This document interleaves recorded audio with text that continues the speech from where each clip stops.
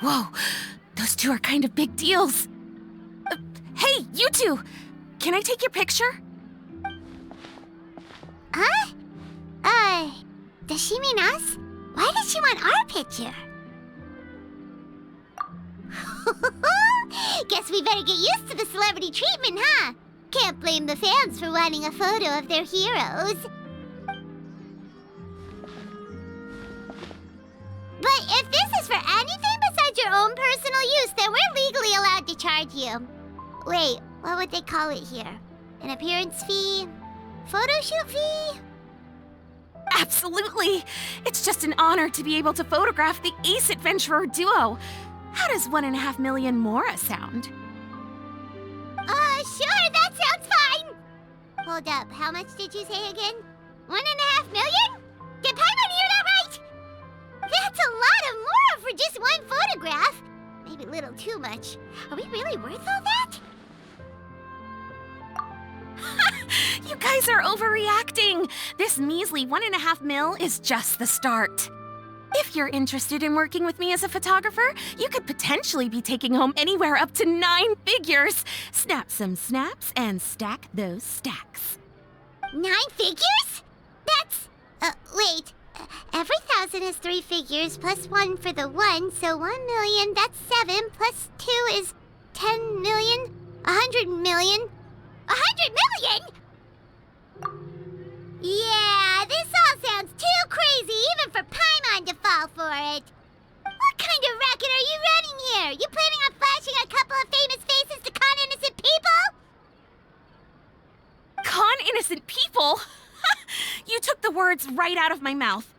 But you got it back to front. My goal here is to rid Teyvat of everyone out there who's trying to con innocent people. Help me out, and there'll be a big bonus in it for you. Whoa, back up a little. Seems you skipped a couple of steps. How did you get from photography to crime fighting?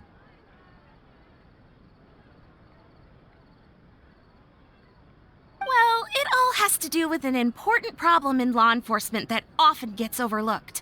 Target recognition. Common sense says that if Gardamex want to fight crime, the first thing they need to do is identify who's a criminal and who isn't, right? But what happens when a Gardamex mistakes an honest citizen for a criminal, or sees someone brandishing a weapon in public but fails to flag them as a potential threat? Then you've got a huge problem. Think of the poor fisherman whose fishing rod gets mistaken for a spear, or the crafty crook who carries around a metal pipe to club his victims with, but dismissed as a regular plumber. Okay, fair enough. You're kind of making sense now. Great. Okay, so let's say I disguise myself as a cat, or a dog, or a finch, or a pigeon, or maybe even a blubber beast, because why the heck not? So I'm walking around the city streets like an escaped amusement park employee, and a Gardamex sees me. How do you think it would respond? Oh, that's cheating! A Gardamex not gonna do anything to some cute little critter. Also, what kind of blubber beast would even want to come to the city anyway? Bingo! Right answer. Gardamex are incapable of registering cats, dogs, finches, pigeons, and, of course, blubber beasts as potential targets. Their image recognition system actually ignores them completely. It is actually fairly logical if you think about it. Removing all the near-zero risk entities from the target database boosts performance in most situations. But here's a quote from a recent report in the Steambird. Several keen-eyed thieves who noticed a flaw in the Gardamex detection systems disguised themselves as blubber beasts during the commission of their crimes. Completely blind to the would-be blubber beasts, the Gardamex made no attempt to intervene in the thefts committed by the gang.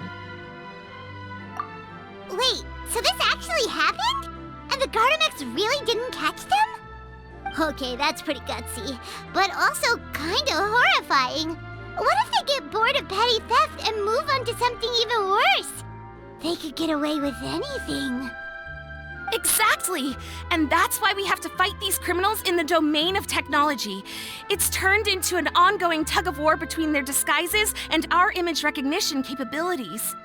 And I, Lepine-Pauline, specialist in graph adversarial technology, am determined to do my part towards a crime-free future for Fontaine. Currently, I'm in the process of collecting sample images. Once I have a large enough pool, I'll use that to develop a simple but powerful and highly accurate image recognition algorithm that runs on a small graphical processing module. Any clockwork mecha installed with this module will instantly be able to recognize people wearing disguises and accurately assess the criminal threat they pose. And, if all goes to plan, the Palais Mermonia will jump at the chance to have these installed on every Gardamek in the city. It's the business opportunity of a lifetime. Paimon's getting deja vu. Let me guess, you're a homebody researcher who prefers to stick to the city, limiting your potential sample size.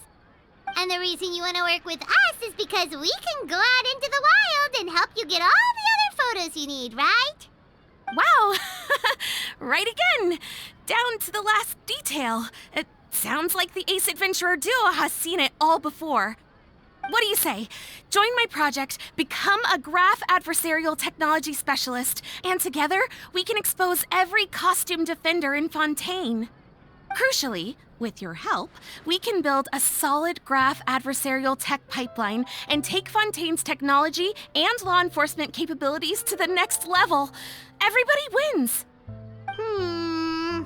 This does sound like it's for a good cause. Forget tomorrow. We can't stand by and do nothing. There are criminals out there giving Blubber Beasts a bad name, and that's something Paimon won't stand for! Great! And just like that, welcome to the team. Okay, take this. It's an image recognition sample collector. It contains recording and analysis equipment that I designed myself and comes complete with a user guide. I've already looked through lots of images from all over to determine the key features of the samples I'd like to collect. All you need to do is work your way through the guide, get the pictures, and bring them back to me. Simple. Let's get this show on the road, everyone. We must win the tug of war against evildoers and score some big-ticket orders from the Palais Mermonia.